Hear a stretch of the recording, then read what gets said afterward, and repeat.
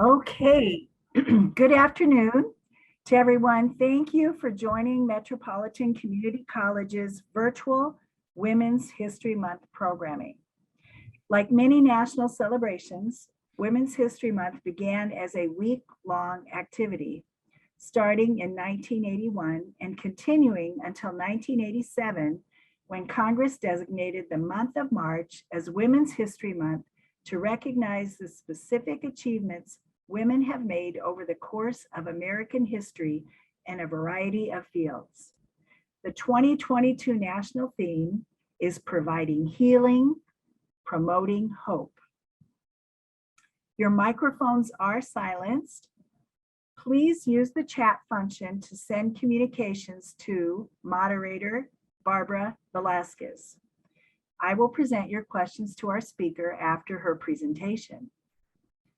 Also watch the chat for a link to an online evaluation. Born in Columbus, Nebraska, Karen Blesson is a Pulitzer Prize-winning journalist and artist. In August of 2000, her creative life changed after a young man was shot and killed in front of her home in Dallas, Texas. Karen reacted to the tragedy by using the tools of her profession. The result was a piece titled "One Bullet," which she wrote and illustrated for the Dallas Morning News. The article explored the act of violence and traced the path of its impact on the victim's family and friends, the shooter's mother, the homicide detective, as well as the community at large. Karen soon realized that telling the story wasn't the end to her responsibility. It was the beginning. She had to act to help keep the narrative from repeating itself over and over. Once again, she turned to the tools she knew, art, with hopes of using its power as a catalyst for opening hearts and minds to a kinder, more compassionate way. Engaging, involving, and inspiring students, teachers, and community members to learn, share, and live lessons of love, hope, and empathy became the unifying goal of the organization known as 29 Pieces, which she founded in 2005. 29 Pieces has trained 2,000 educators in 25 states in lessons of artists making a kinder world, the art-based educational curriculum of 29 Pieces. Karen Blesson graduated in 1973 from the University of Nebraska-Lincoln with a degree in painting and sculpture. Please welcome Ms. Karen Blesson as she presents Our Life as Our Message. Thank you, Barbara. Thank you, Barbara Velasquez, and your team at Metropolitan Community College who are helping you out today and making this go smoothly. Thank you for everyone who's with us during your lunch hour. I really appreciate it. It's nice to see my fellow Nebraskans all together here. So as I start, I want to address the subject, which is our lives as our message. And I'm going to go ahead and share my PowerPoint now. Am I enabled to do that, Isaac? Yep. Yes. Okay. Here we go. All right. Everybody see this okay? Women's History Month 2022. All right. Yes. The theme, as Barbara said, the theme is women providing healing, promoting hope. So I'm going to be talking about how I've tried to craft my life as a message. And as I show you the slides, there's going to be some places where I talk about questions that I've asked myself over the years, and I would love it. I'd love to learn more about y'all. And I say y'all now that I've been in Texas for over 40 years. I'd love to learn more about you and have you respond in the chat. And then if we have time at the end, Barbara can share that with us all. I want to start with Anne Frank, though. Anne Frank is one of the greatest messages of somebody whose life is her message. She said, "I want to go on living even after my death. I'm grateful to God for giving me this gift, this possibility of developing myself and my writing, expressing all that is in me. I can shake off everything if I write. My sorrows disappear. My courage is reborn. And she's the author of The Diary of a Young Girl. She died in the concentration camp in World War II, and her book is one of the best known and most published books in history and in the world. And if you haven't read it, I highly recommend it. It's beautiful writing too.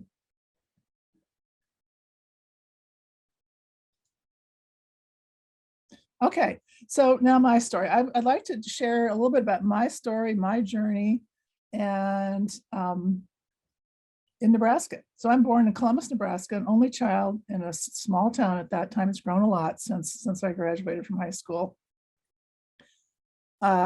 Only child, but I had 53 first cousins.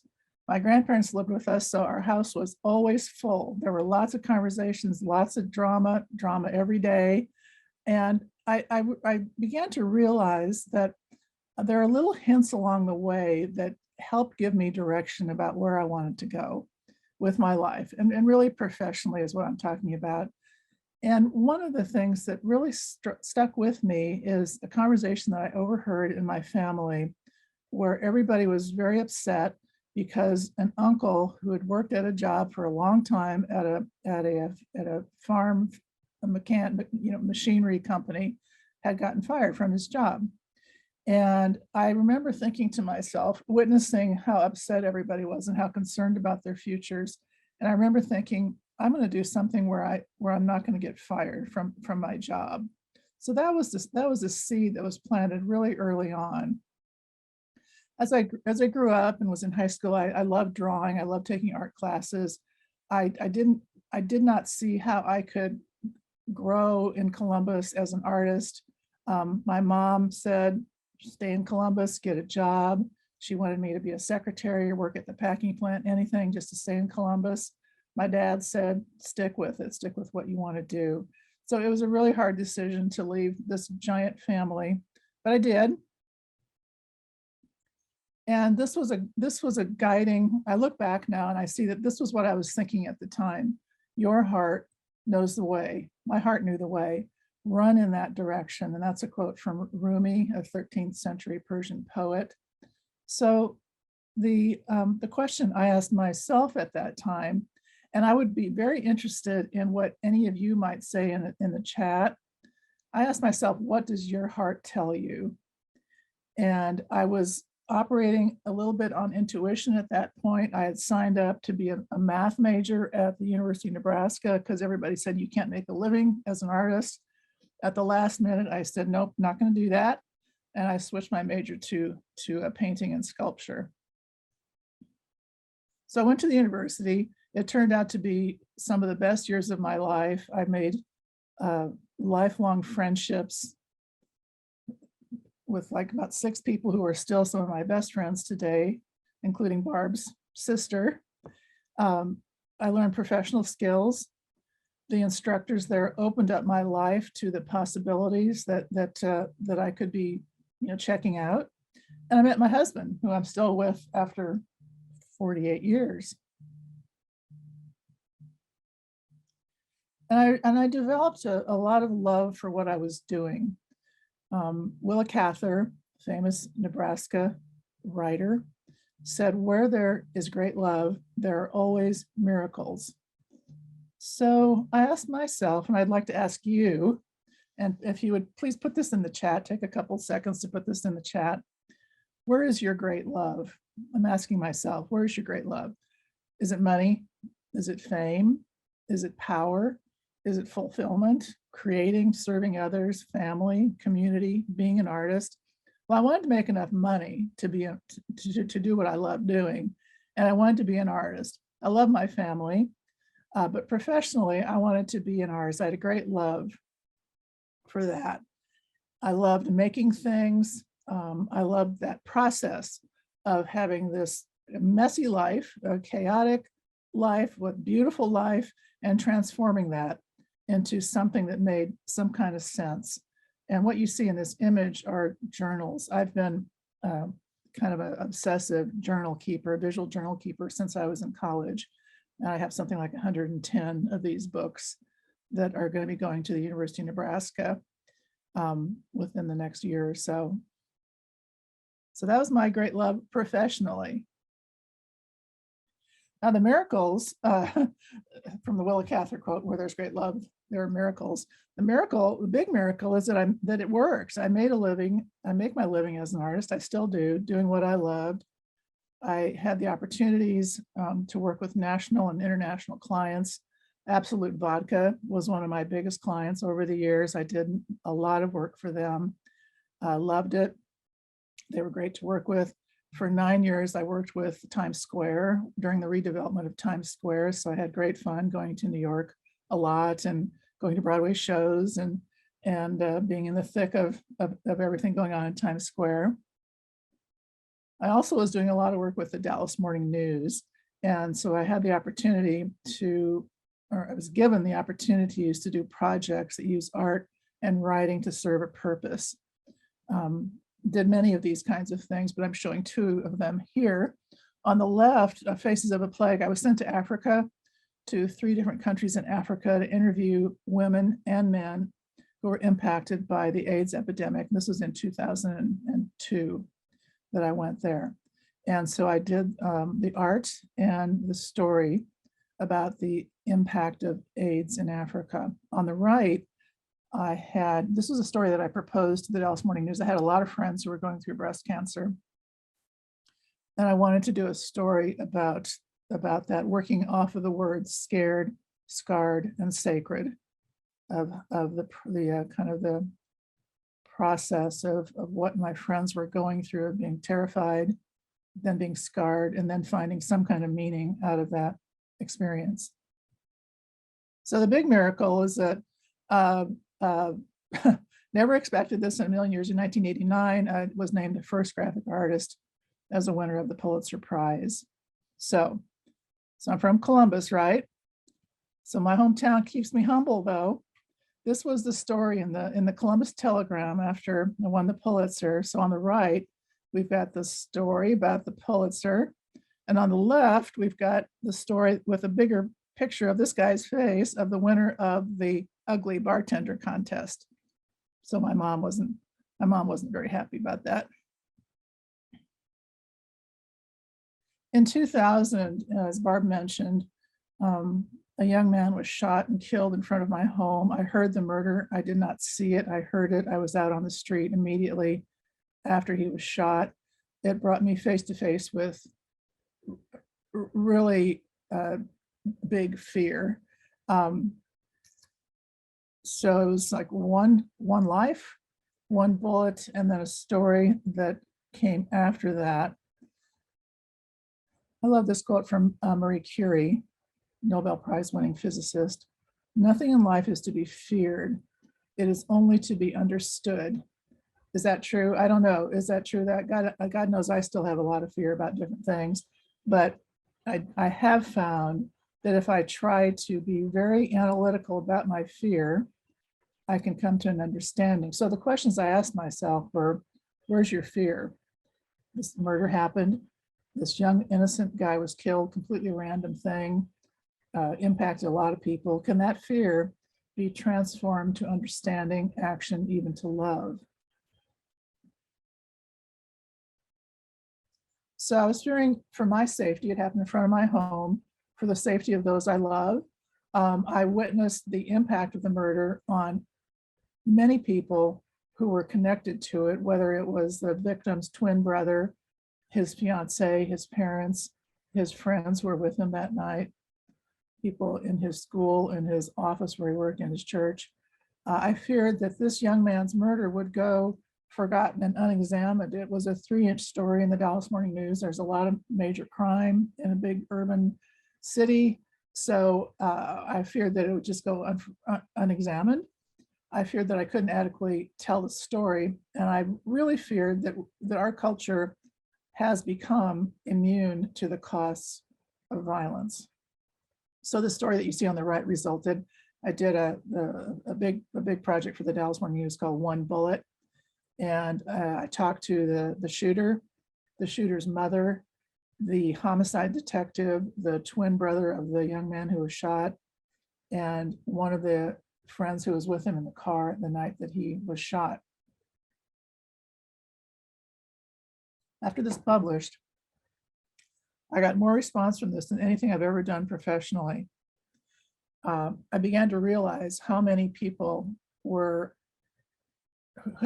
lives were changed by violence, all kinds of violence, whether it's something they had witnessed or experienced as a child from somebody in their family, something that they had happened to them on a date, you name it. And then people who hadn't really talked about it, some of my best friends who had terrible violent episodes in their life and hadn't talked about it. So I began to understand the colossal impact and waste created by violence. I began to understand the normalization of violence in our culture and entertainment. I mean, I enjoy a murder mystery as much as anybody, but we are absolutely drowning in entertainment about violence. I understood the choices inherent in the aftermath of tragedy. We have a choice. We can go down with it. It can take you down. I witnessed that with the various people who I interviewed. For each person, there was a different reaction. I understood that my choices were to do nothing. I could just do nothing, or I could begin to go to volunteer in prisons and work with inmates. I could work with victims of violence, or I could make this big career change and begin working with young people to try to do this audacious goal of teaching kindness, really teaching kindness, empathy, love. That's what I did. So with another friend, we started talking. So here's a quote from Mother Teresa. I love this quote. "In this life, we cannot do great things. We can only do small things with great love." So I didn't start this next phase of my life with any huge ambitions of changing the world or making money for sure. I wanted to do something. I wanted to do a small thing that might change a few people or might help children understand that there's another way to be in this world.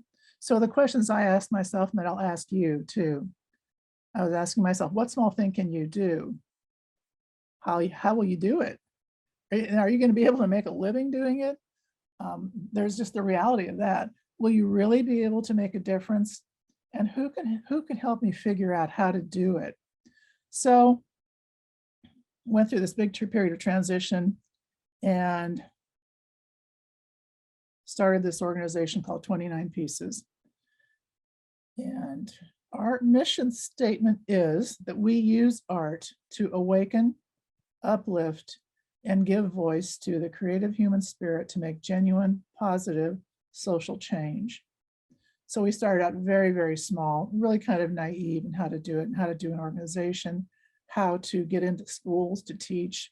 A lot of people said it's not going to work. You're not going to be able to get into schools. This is 17 years ago, 2005. But it did work. I worked with educators who were both veteran educators in all levels of elementary, middle, high school, college, and with two women who were PhDs in assessment, in educational assessment. We came up with 6 lessons and began approaching schools about working with them. So since 2005, 29 Pieces has now created 20 lessons that are art-based, mostly visual art, but also there's writing and music within that too, and one dance. Lessons such as commitment, hope, heroes and heroines, respect, sanctuary, love. And we both go into schools and work directly with kids, and we train teachers. We used to train teachers in person, and since the pandemic, we've trained teachers on Zoom calls. We've now worked with more than 130,000 students nationwide. And this is the website, 29pieces.org. There's a whole lot of stuff on there. The number here is 1,500. I think we've worked now with more than 2,000 teachers teaching our educational curriculum, which is called Artists Making a Kinder World.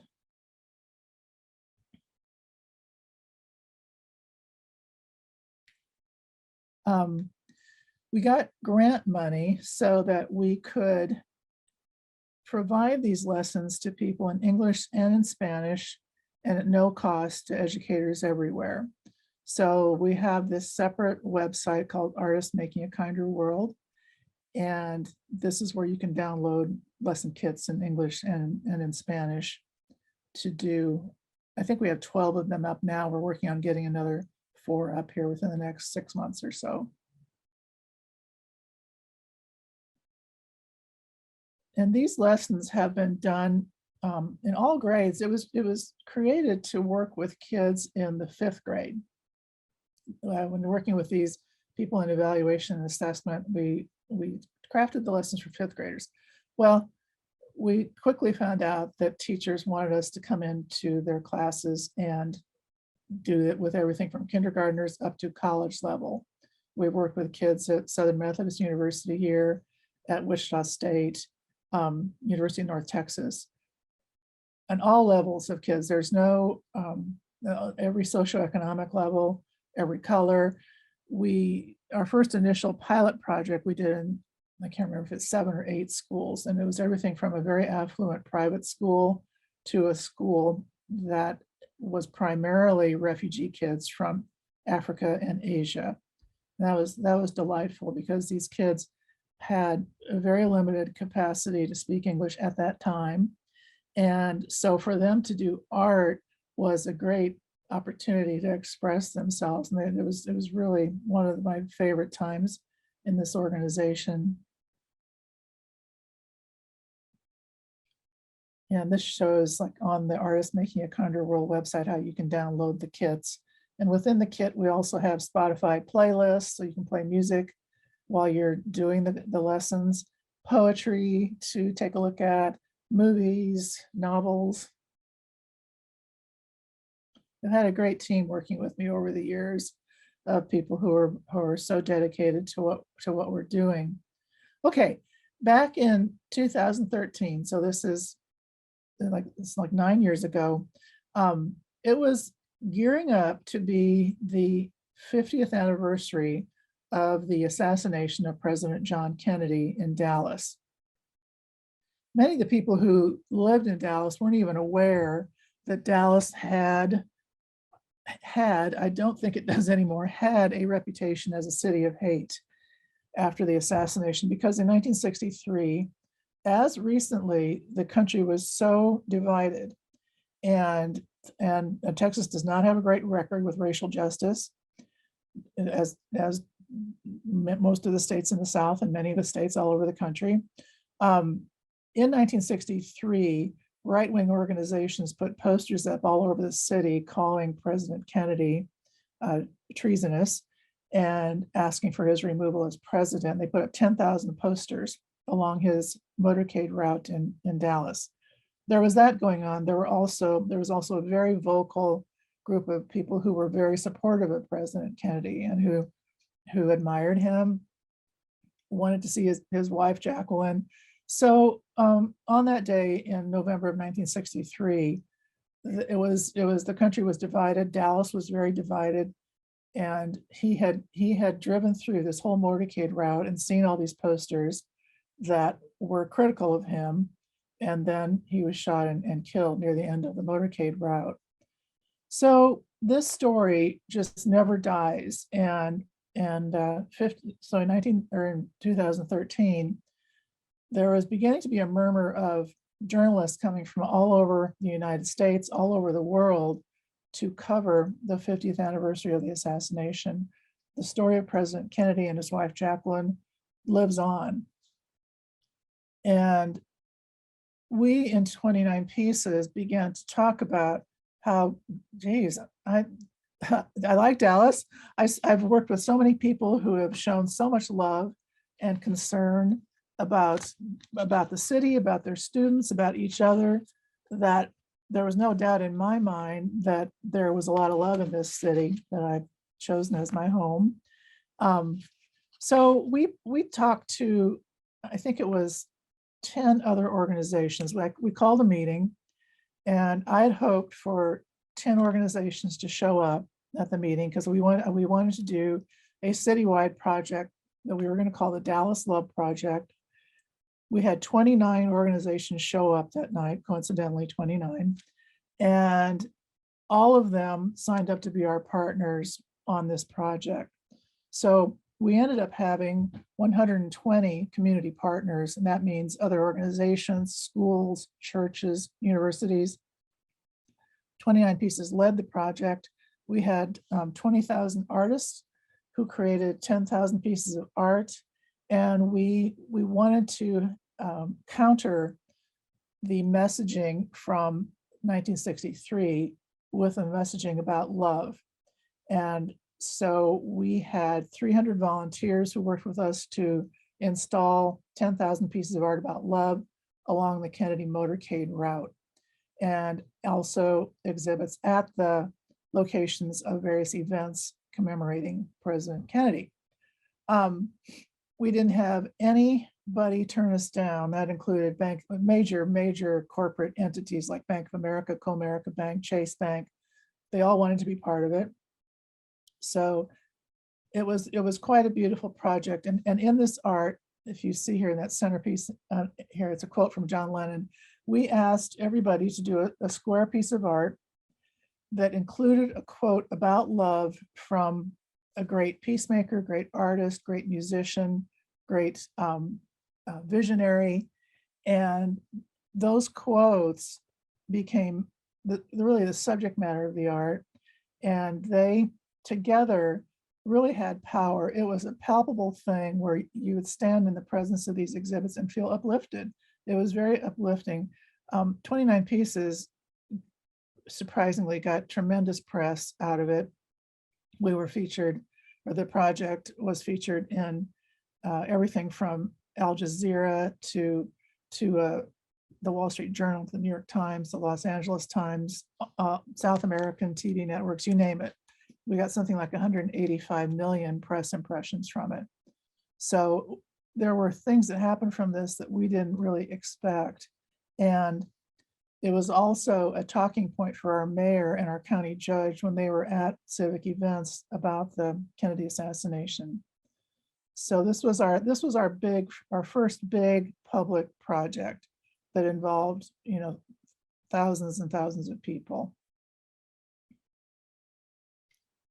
Over the years, we've done all kinds of fun stuff. On the left is a 21-foot mosaic sculpture that we created, and we worked with a team of professional mosaic artists and high school students from 5 different high schools. It's called "Make My Hands Respect the Things You Have Made." That's a line from a Native American Lakota Sioux, we think it's a Lakota Sioux passage called "Let Me Walk in Beauty." And we used "Make My Hands Respect the Things You Have Made" as our subject for the sculpture. It was given as a gift to the city of Dallas by 29 Pieces, and it's in front of one of the city's cultural centers. While we were doing that, we did a project called "Respect Starts Here." That's the circular piece of art, bottom center. We worked with people all over the city to do circular pieces of art about the subject of respect. And that we didn't have 10,000 pieces of art. We had more like 2,000 pieces. Well, I think it was 3,000 pieces of art that went up all over the city. We wanted to be round because we were thinking of respect as a viral contagion. If there's bad contagions, there's also good contagions. So that's why the art was on a round piece of paper. They were about 18 inches wide, and they were immediately recognizable as being part of the project. We've worked with, the top center is one of our murals. We've worked with kids and professional artists to do murals on the theme of nature. We have a lesson called Thrive. And one of my passions is to really work with kids about the beauties and the mysteries of nature. And so this one is done, the professional artist is Jorge Gutierrez. He's a friend of the organization. He's also, if you have watched the Netflix series Maya and the Three, he's the creator, writer, and director of Maya and the Three. And he worked with kids from one elementary school here in Dallas to do this mural. On the right, I love teachers. I've made so many friends who are teachers here in Dallas. I have the utmost respect for teachers and what teachers do and how much they care about the young people they work with. We wanted to do another citywide project about teachers. So we, again, worked with a team of high school kids and their iPhones and their iPads. We gathered up 160 of the best teachers in Dallas. And I say the best, that the criteria was the teachers who had either gotten Teacher of the Year or who were finalists for Teacher of the Year. So we wanted a diverse range of geography in Dallas and of backgrounds, and the kids used their iPhones and their iPads, learned how to do professional lighting setups from 2 professional photographers, and we would go in and set up the lights in the schools where the teachers taught and do their portrait. And then we did 3,000 posters of these teachers and put these all over the city, like at American Airlines Center, at shopping malls, all over the place. And we asked each of the teachers, why do I teach? Why do you teach? And what do you need? So this was a really beautiful project. And I loved getting to know the teachers that we photographed. And it was great to see what was possible. This was in 2018. It was great to see what was possible with an iPhone camera. It's really kind of unbelievable. The professionals who helped us out and who do not work on iPhones themselves were surprised themselves about the quality that the kids got from these photos. It's quite amazing. So here we are last year. Last year started off with tremendous division in our country. And it started to feel a lot like the 1960s to me. So I proposed to the organization, what if we bring the Love Project back, but this time we do it nationally? We have a country that feels very divided. We have family members who don't talk to other family members. We have neighbors who won't talk to their neighbor. We wanted to try taking the Love Project nationally. So again, here's Mother Teresa again. If we want a love message to be heard, it has got to be sent out. This is one of the art on the right is one of the pieces of art that one of the young elementary school kids did. I don't remember where this student is from, but I love this piece of art about with the letter with the hearts in the center, arrows going everywhere, send it everywhere, love, be kind. It's a really beautiful message. So we had this audacious goal to take the Love Project nationally, and we did it. We hoped to have participation in all 50 states and the District of Columbia. We didn't make that goal, but we did pretty good. So the premise of this is that we asked people, we developed a unique lesson for this project.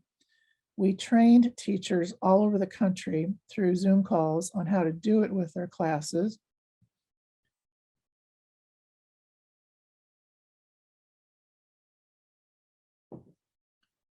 We reached out to professional artists to participate.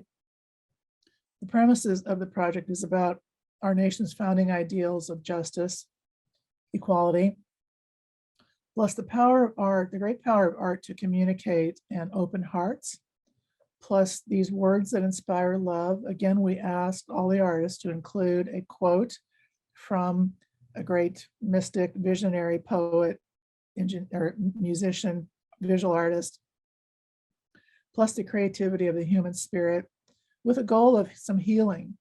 We hoped to offer this project as the initial project that teachers coming back in September of 2021 would have to do with their students. And that's what we did.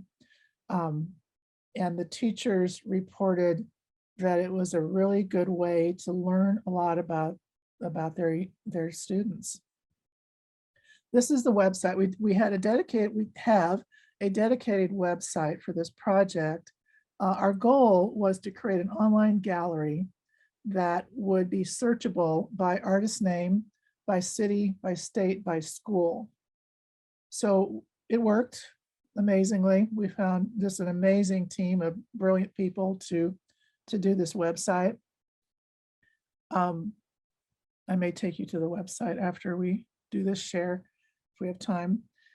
This is the map. So we had a whole lot of submissions from Lincoln, nobody from Omaha though, unfortunately. We had 25 states participating, artists from 4 countries, from a lot of, I think it was something like 600 artists from Washington, DC, all over Texas, Florida, Mississippi, Georgia, I'm sorry, Alabama and Georgia, Kansas, Missouri, Minnesota.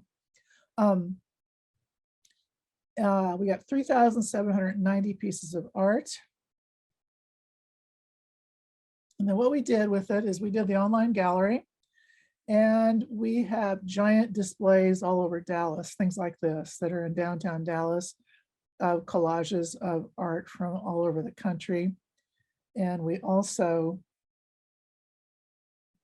have the art on giant screens at the American Airlines Center.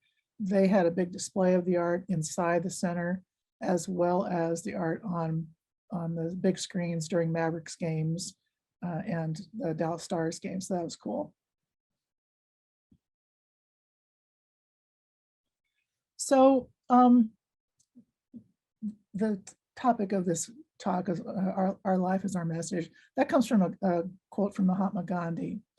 And he was asked, as he was in his later years, about what was his message for people. And he said, "My life is my message." And I thought, how amazing. He was an attorney and a nonviolent activist. He led India to independence from Great Britain. And he was asking people to look at what he did. And he was saying that what I did was something that you can do too, that it wasn't some great superpower skill that was given only to me. It was something that I chose to do. It was an action that I chose to take. So I'm hoping that my life, I turned 70 recently. I'm still working full time. Here's me with my husband, Kelly, from Omaha, Kelly Nash. His mother still lives in Omaha. So I love this picture because this slide happened to be behind us. And I thought, well, that's kind of my message. That's kind of my mission statement is on the left, all you need is love, but then creating and sharing art that inspires love and mutual respect.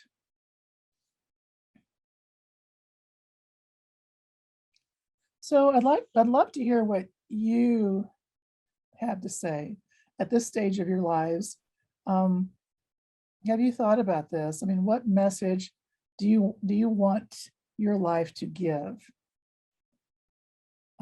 You know, my life isn't just about my profession. It's about the friendships I've worked hard to maintain all these years. It's about my relationship to my community.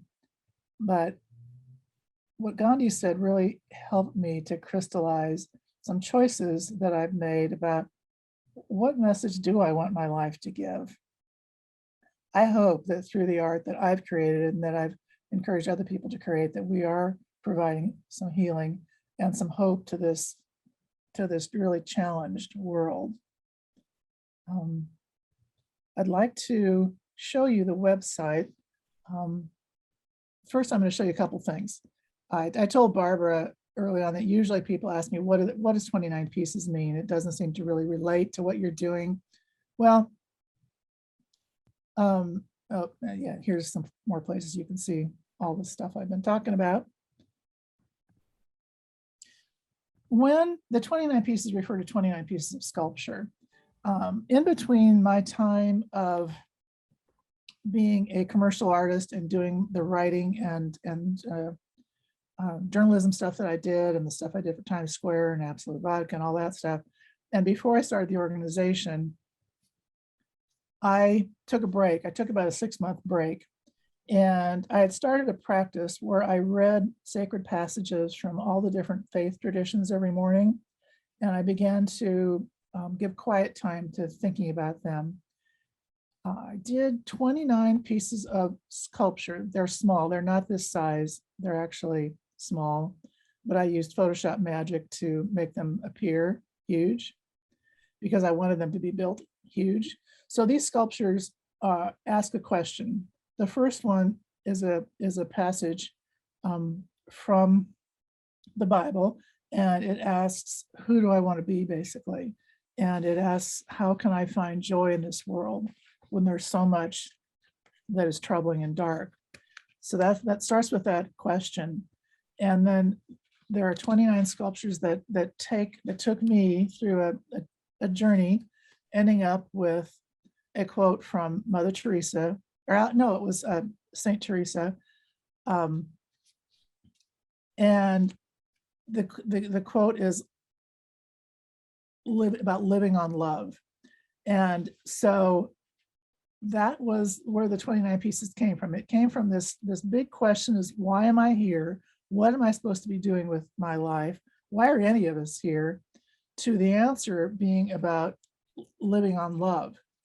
So 29 pieces became the trunk of the tree.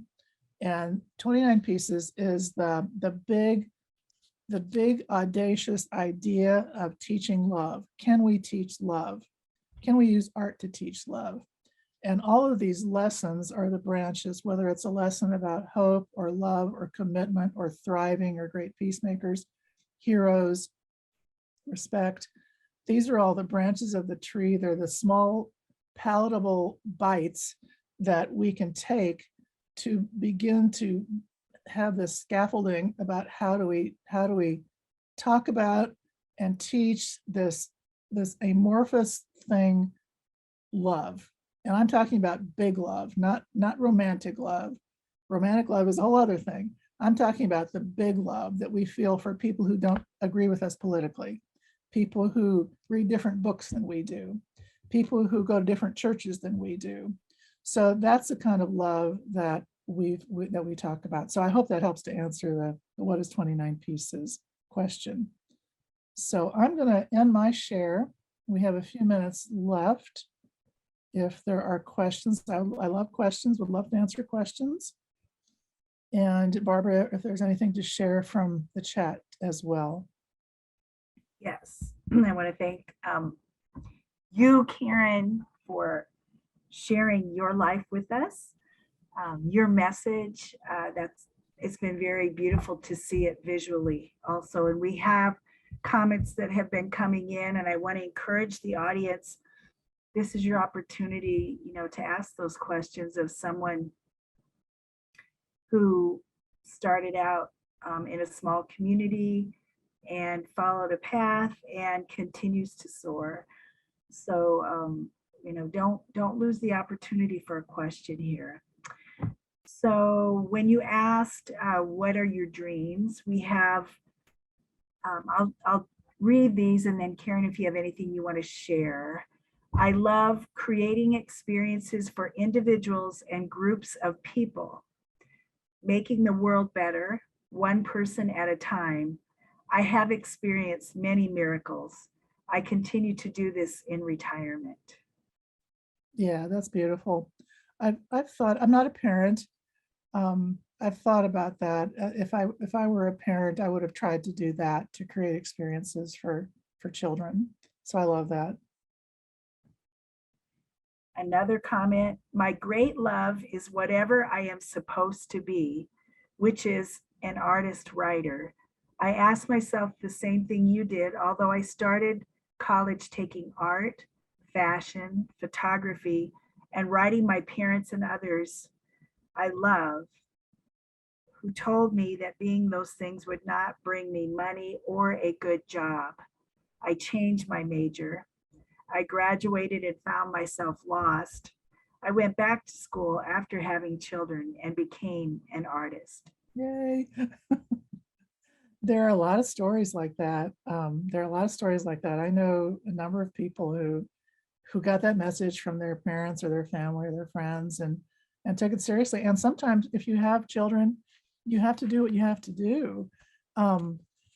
So I'm glad you had the opportunity to go back and grab onto what you love doing again. We have a question when you proposed 29 pieces, and you said some of this, but maybe you could go into examples, how were you received? Well, well, so all kinds of ways. I mean, mostly negatively, um, because people's, I mean, I was reinventing myself. So that makes people uncomfortable for one thing. There's that part of it that, my husband was like, what are you doing? You've got this great career as an artist. Now you're going to like chuck it all and teach kids about, nonviolence. So it was everything from friends and family going, what are you doing? Why are you giving up your art? Why are you doing this to teach kids? To actually then starting the organization. I was so naive in doing it. I had a friend who started with me. We were so naive. We really learned things the hard way. We, but that goes back to the question I asked myself: who are the people I can talk to who can show me how to do this? It was hard because I went from being an independent artist because I wanted to be, unlike my uncle who got fired, I wanted something that I could control, which I had accomplished in this career, to starting an organization where you have to answer to everybody. You have to answer to a board of directors. You have to answer to the people you want to go into a school to work with. So it was a huge learning experience of how to do that, and frustrating at times, but I felt so committed to it that I was just willing to humble myself and just look stupid if I had to, and just say, I'm sorry, help me understand what I need to do here. The asking for money part, everything we do, we have to write grant proposals or seek funding from donors. That was new to me. I was used to operating in a very negotiable way of, I do this project, I get this amount of dollars. In this world though, you have to go, okay, this is a good question because I grew up in a small town, and I personally, I'm sure I had prejudices about people of different colors and everything. I didn't even know because it's all white people in Columbus. But I felt like I really wanted to be around all kinds of diverse people. But it took me until I started 29 Pieces to get rid of my prejudice against rich people. I had a real prejudice against people with wealth because I had been programmed by my farming family to believe that anybody who got super wealthy did it on the shoulders of people who were poor. And a lot of that is sadly true. But I had to get over that. I had to look at the individuals that I was asking to be our financial partners in this organization. So it was a great opportunity for me to learn about people who have a lot of money, and Dallas has a lot of money. So the people who become our funders, many of them are women who have inherited enormous sums of money from their father. So it was an opportunity for me to learn about the upside and the dark side of that kind of background, and the kind of suspicions that people who are really wealthy always have about the honesty of anybody who is approaching them, and the reasons that they're being approached. So that's a very long answer. So it was an enormous learning experience that I was a sponge, asking anybody I knew how to do this, how to do an organization. It was a lot of stumbles, a lot of things I would do differently now, but it's also been the greatest teacher of my life of how to get something done that's a really positive thing, and to invite people from all kinds of backgrounds to be part of it, to be not only the participants, but also to be the people who help us make it happen. We couldn't have done the American Love Project without the support of a very, very wealthy family here in Dallas who saw the idea and just loved it. So it's been a learning experience in all kinds of ways, everything from the actual experience of working with children, which is constantly a learning experience, and that changes every year, as you all know, as we go through this pandemic, to working with people who are who are trying to do good in the world with this money that they have. I hope that answers the question. That- That's a lot. I have a lot to say about that. There's a lot. That's what makes the discussion so rich. And I really want to thank everybody who's sending questions, because I always find our presentations really powerful. When we get into discussion, some really cool stuff comes out. So you did wonderful with that answer, Karen. We have a student who wants to know, how can you give an example or some examples of how you overcame your fear to get started with 29 pieces, or maybe some of those steps along the way? Yeah. It was a, every little success gives you a little more confidence. So I think that the biggest confidence builder that I had was when I actually did for 3 years go to work at the Dallas Morning News. And I just, when you work and it was a thriving newspaper at that time. This was the golden years of newspaper in Dallas, Texas in 1986 through 1989. All kinds of money being spent on projects. We had an enormous pile of projects being given to us in the art department. You had to just do it. You just did the work. You did the work. You might be successful one day. You did something the next day. It was like blah, but you had to do it because they had a hole to fill in the paper. So you had to do it. So it was a great opportunity to just do a lot of work quickly, learn my own skills of how to work quickly, how to think quickly, how not to second guess myself, and also to know how to get over it when you fail. Failure is okay. Failure is okay because failures teach you what not to do the next time. And it also teaches you, just like an athlete, if you have a bad game, you cannot mope about it. You got to get over it. You got to get over yourself. And if you love what you do enough, you do get over it and you figure out, okay, I did these things that I could do better next time. I'm going to do it better. So it's a gradual process of being willing to fail and not being really critical of yourself when you do fail, and then just keep doing the work until you learn what your particular gift is, till you really hone what your voice is and begin eliminating the stuff that's not your true voice.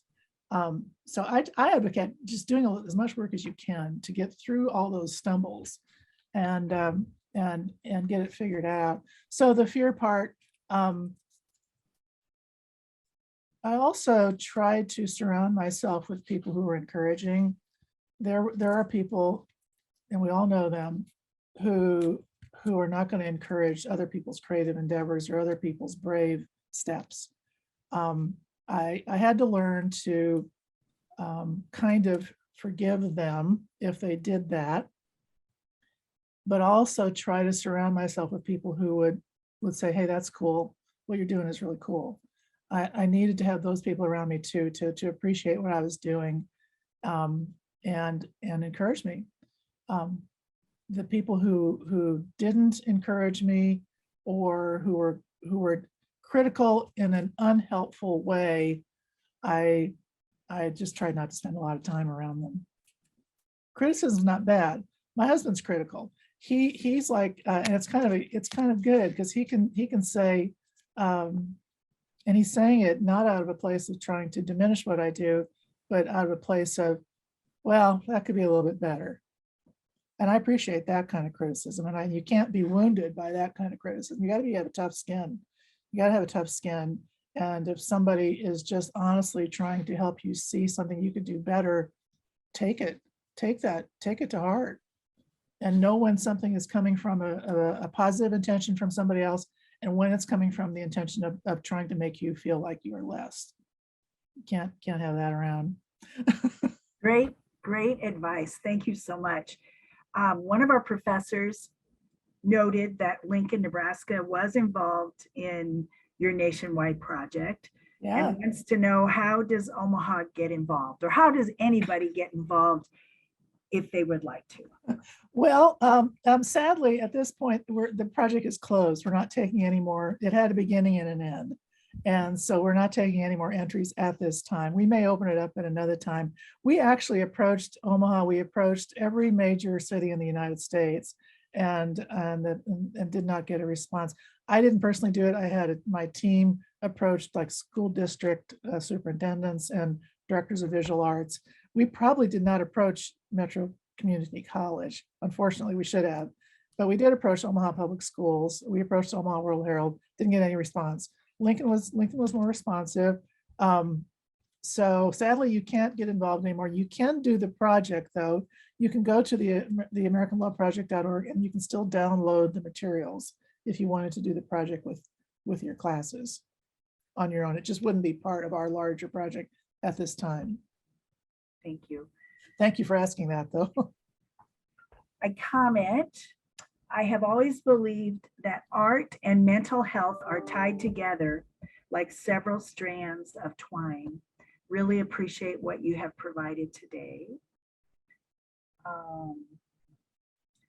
And there are people commenting that they can relate to some of the things that you spoke to regarding being able to appreciate people of all socioeconomic backgrounds. And sometimes it comes as a surprise. We don't know we have those thoughts until we need to use them. So it says in Omaha, Nebraska, the ADL is doing an excellent program in the Omaha Public Schools that's focused on loving understanding. Nice. May I ask what the ADL is? Somebody want to shoot that to me so I don't make a mistake? Marta waved her hand.